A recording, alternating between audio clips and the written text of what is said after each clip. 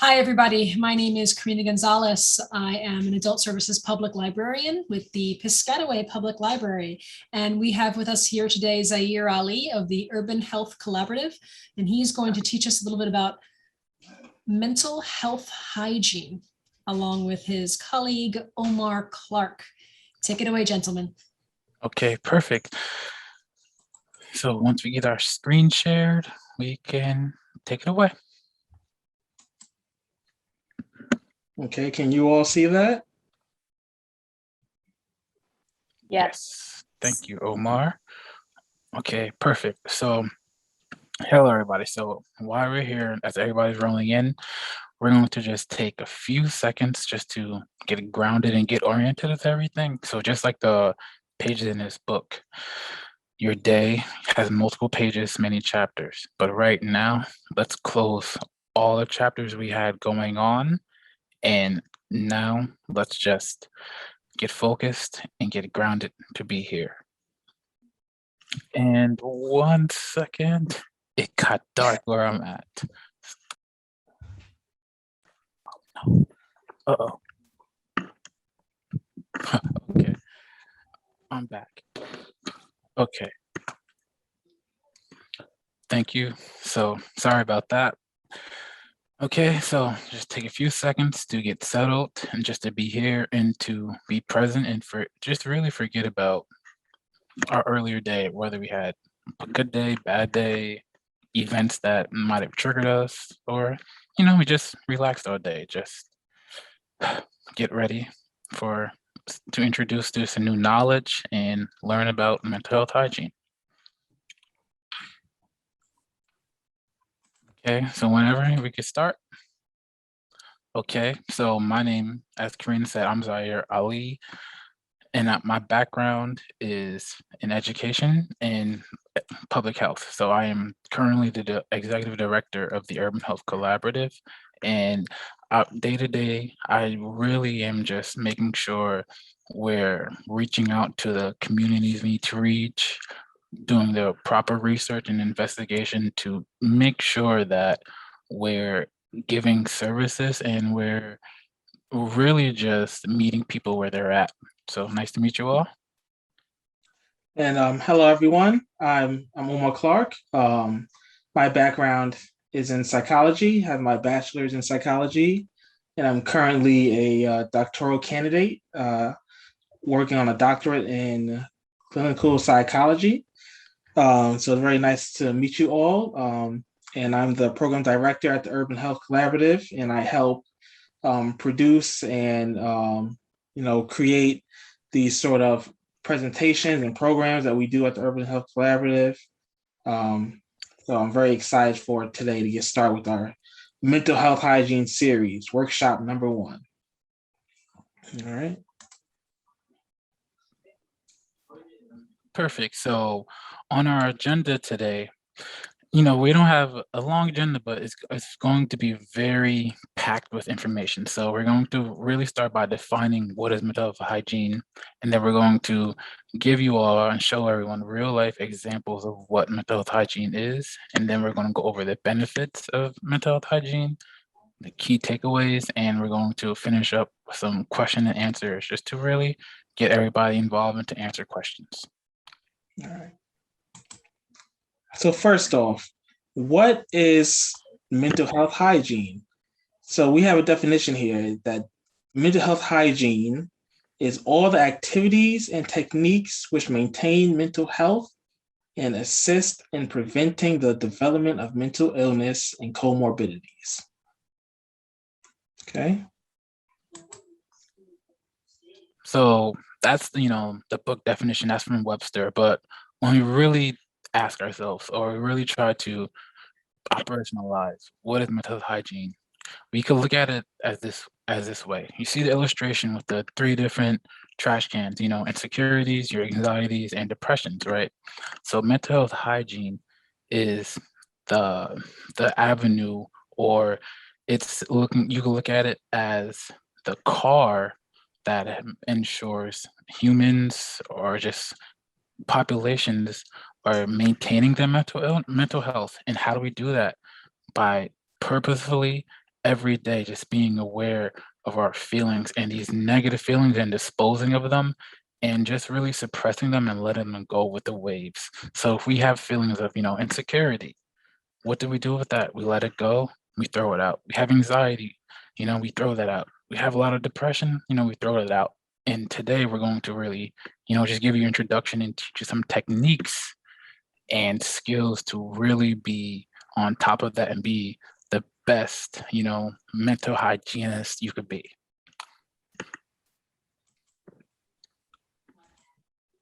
Okay, so here are some examples of mental health hygiene. So things that you can do are daily exercise routines, a consistent sleep schedule, daily meditation, or just relaxing and being grateful, and incorporating time into your schedule to do absolutely nothing.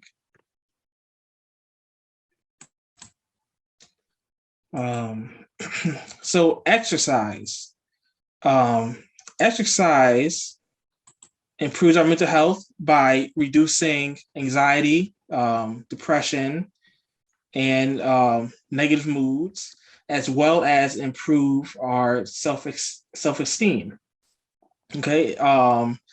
Exercising daily can also lead to a sharper memory and thinking, improve sleep patterns, increase libido, and stronger resilience overall.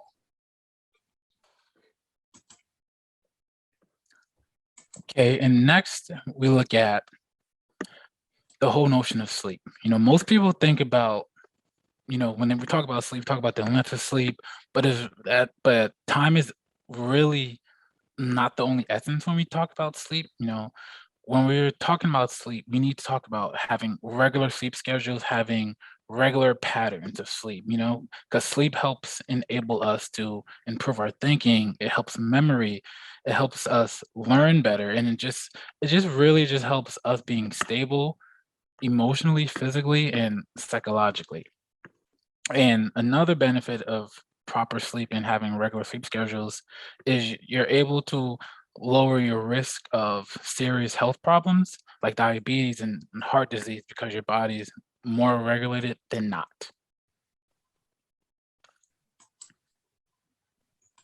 Next, daily meditation can be very helpful with lowering your blood pressure, reducing stress and anxiety. It can help you increase your focus and mental capacity, as well as improve your mood and attitude, and increasing imagination and creativity. And you also have a slide of just relaxing and being grateful. Doing a meditation on gratitude is also something that is very beneficial to your mental health. We call it the attitude of gratitude. And that's a quick, simple way to boost your mood and just make you feel better overall. If you're grateful for the thing that you have, the more you will have. I like that, Omar. Thank you. And then last, we have just, absolutely doing nothing. This is one key, and this is one skill that's overlooked. Because, today, especially in the United States, we are always trying to, produce, work hard, and try to be better than we were yesterday, which isn't always bad. But when we just have time to do nothing and are purposeful about that, it gives our brains time to relax and recharge. It also helps reduce stress, and it gives ourselves like the time and the space psychologically and emotionally just to appreciate ourselves and the life we have.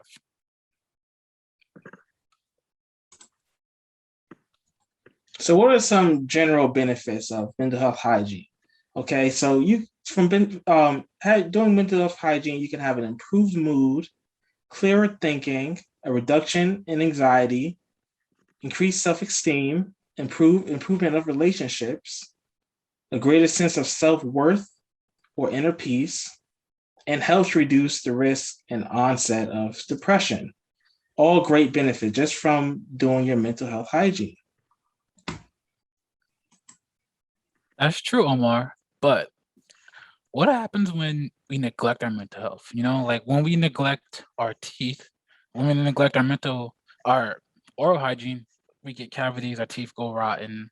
When we neglect just, our dogs, our pets, what happens? They go hungry, something negative happens. So what happens when we neglect our mental health? Let's find out. So, when we neglect our mental health, we have unstable moods, we have sleep disturbances at times, decrease in productivity. This adds increased strain on relationships, decrease of cognitive functioning, and it's also increased the risk of developing mental illnesses.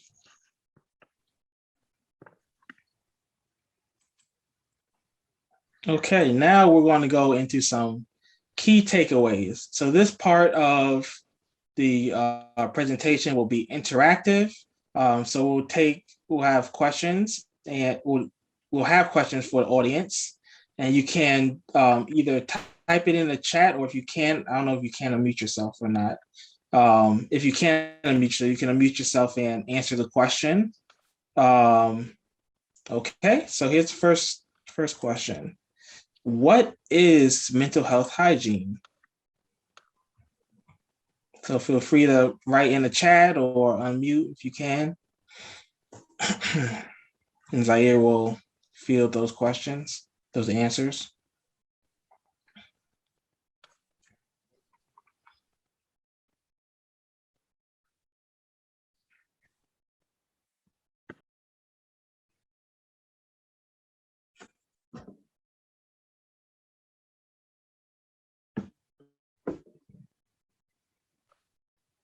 Okay, sounds like it's a quiet crowd today. So we could just move over and, what is mental health hygiene? All right, so what is it? What is it, Omar? I don't know. Let's find out. Let's find out. Mental health hygiene is all activities and techniques which maintain mental health and assist in preventing the development of mental illness and other comorbidities. Okay, so that's the textbook definition. Zai, do you want to talk about what it really is? Yes. So it's really just a culmination in just intersecting of activities and just daily routines that help us calm our mind and just improve our daily living, right?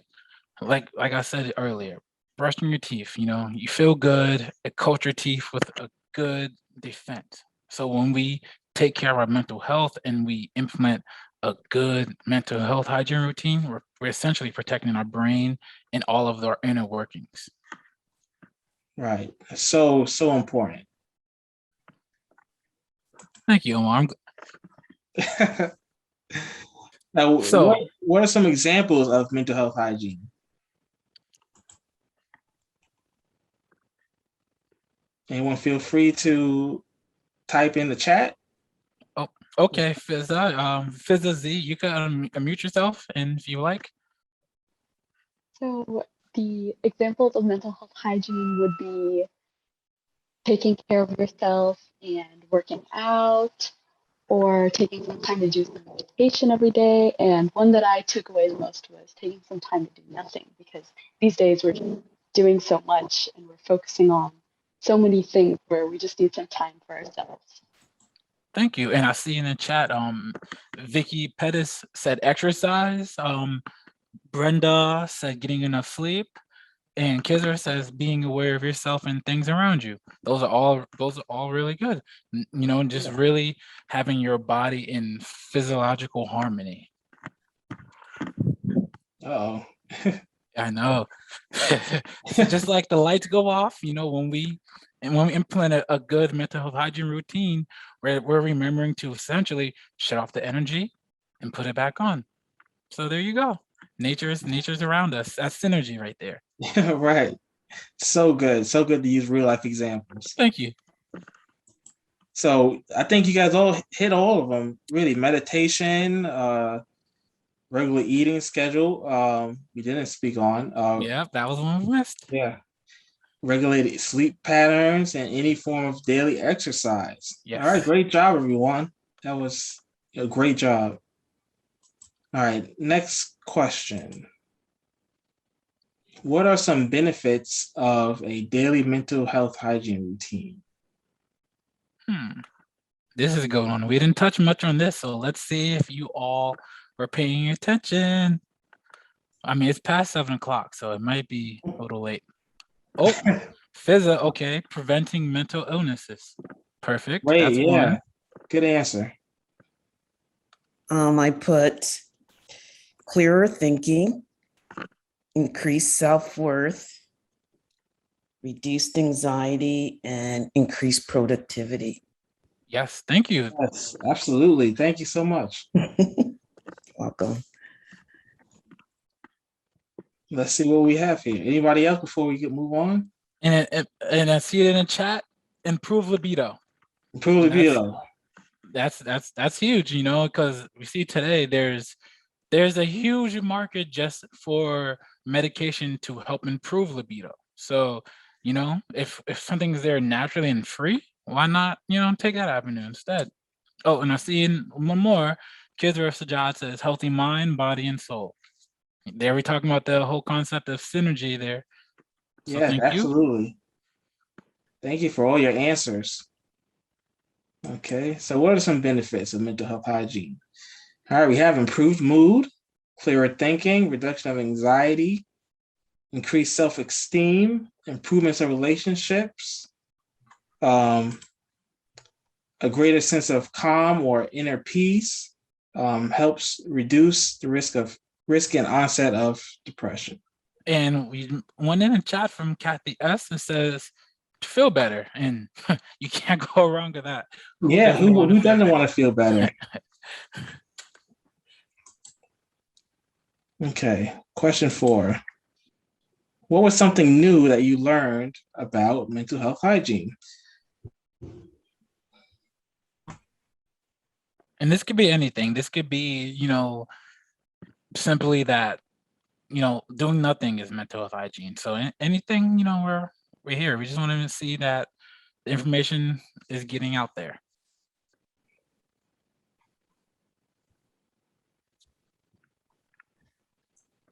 Well, I learned that I need to take breaks during the day and just kind of maybe carve out some time of doing absolutely nothing. And if you don't mind me, you know, asking you, Vicky, just from now, or like just and you're just looking back and reflecting on your daily routine, how would you do that? Like, what would be a practical step you would take to do Well, that? I was thinking that maybe I can get up 15 minutes earlier and just kind of like ease into my day a little bit instead of logging on at the last minute and then like, you know, I have a meeting within 5 minutes and it's just go, go, go all day.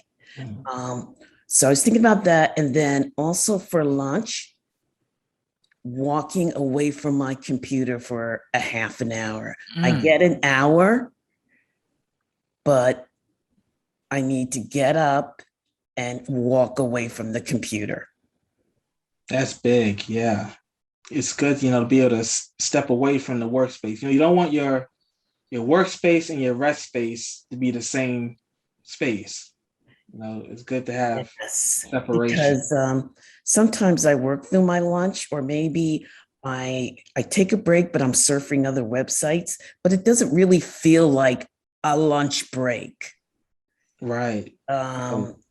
So I think it's important because I used to value my days on how much did I get done. So when I get in bed, I go, oh my goodness, I did this today. Right. But you know what? I need to change that thinking a little bit because the stress is really starting to get to me. Right. I don't blame you for having that mentality. In our culture, it's always how much can you do? What's the most work you can? Yes. What's your productivity? You know, and right here in this presentation, we're going against that and saying do the opposite. You know, take that time to do nothing, relax. You know, and that's kind of counterintuitive to all the other messages you get, but just because everyone is doing it doesn't mean it's right, So Yeah. take that time to relax and recharge. It's important. I remember when my kids were younger, and they would be very good at like taking time to relax and this and that. And I would be like, okay, lazy bones, time to get up now. Right, yeah. Let me tell you 10 things we got to do before noon.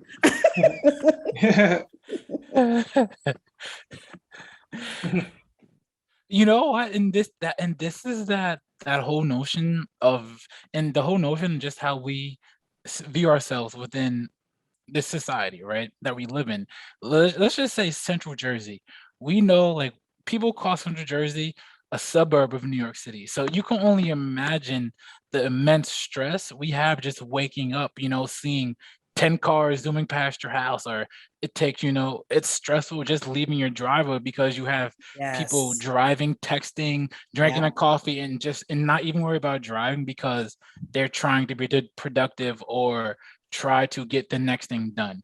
But if we are able to, or if we try to implement, the whole idea of calm and just being still, even within our daily routine, and learning new things about ourselves, we could constantly grow, and we can constantly keep redefining what it means to carve out the time in our day, or what it means to really just be mindful and Mhm. rid yourself of stress. Because we think, the older we get, the smarter we are, but a lot of times we take so much knowledge and we forget to check ourselves and really, you know, we really lose touch with who we are. And the whole essence of mental health hygiene, the beauty of it is it allows us to not only, heal physically, and not physically, heal mentally, but it also gives us the time to be a kid again. And that is the one thing we Yes. always miss. So that's a good idea. Follow your children, and you never know what happens. Mhm. And we have some good comments in the chat. So Karina says, we forget to play, and that is very true. And Kisra says mental hygiene goes hand in hand with regular hygiene. Just like how we have to wash our hands and shower every day, we have to pay attention to our mental health and practice it regularly. Thank you. That's great, because Yeah. it's a skill. Mental health is new, so a lot of us, it's been taboo. So learning it and redefining it is all we could do.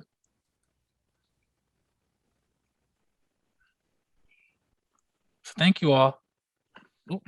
Anyone else have any anything new they learned today about mental health hygiene?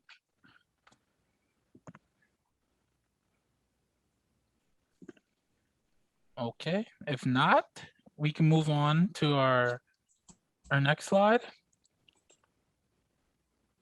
So yeah, we just want to know, like, we gave a lot of information in a short amount of time. So we want to know, does anyone have any questions for us, or just anything, to further inquire regarding mental health hygiene, or just how to relax and de-stress every day?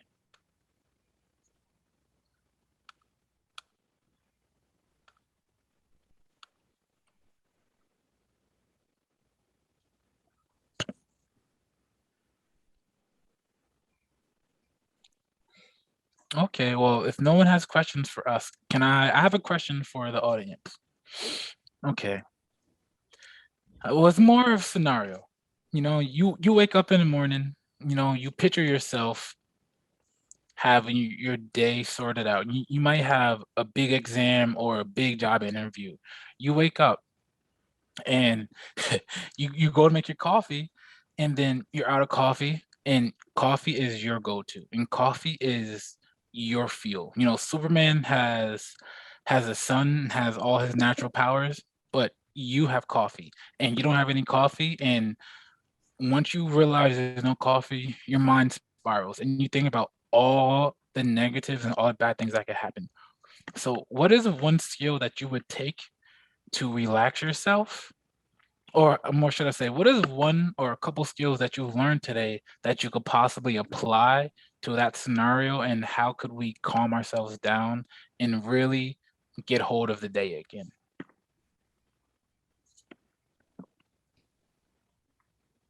I would say be more mindful of my thoughts, because if that happened to me, it's downhill and I start seeing the negative in everything. So I do need to be mindful of my thoughts and practice gratitude. And when you say, you will try to be more mindful, and what does that mean to you? Well, all right. So if I wake up and there's no coffee, I'm just in a bad mood. And someone will say something during a meeting and I'll be rolling my eyes and just little things like, oh my God, they're asking another question. Just being overall negative and in a bad mood, which I have control over that. And it doesn't have to be like that. It's not, I shouldn't allow something so small to paint my day like that. I love how you reframe that, but it's something that might not be small to you at that moment.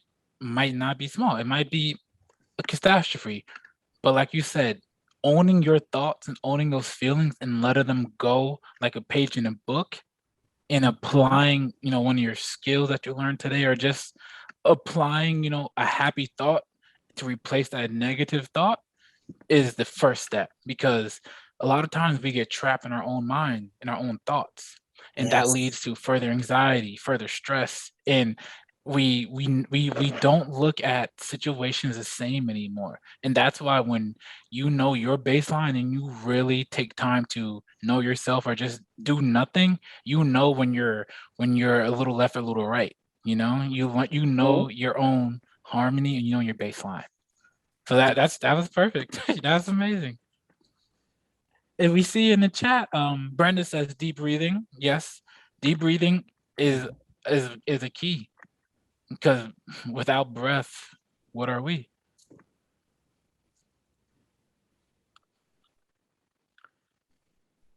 I want to say that I think like if I was told to like not drink caffeine, it would be a long run for me, because I would make a pros and cons list and kind of see like how this negative behavior, how it will affect and how I have to change it. So it would have to be like a slow and steady change and not just like quick cold turkey.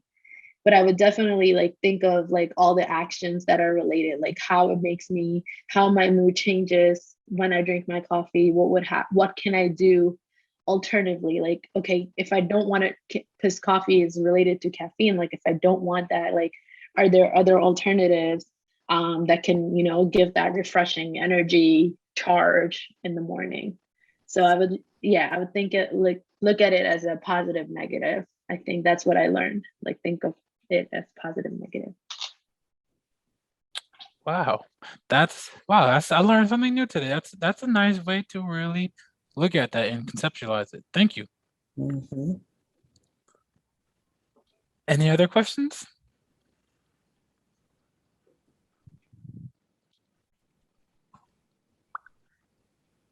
No. Well, if not,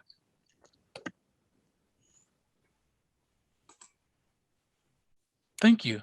Thank you all for coming and supporting us today. We really appreciate you all. And that's the end of our first workshop on mental health hygiene.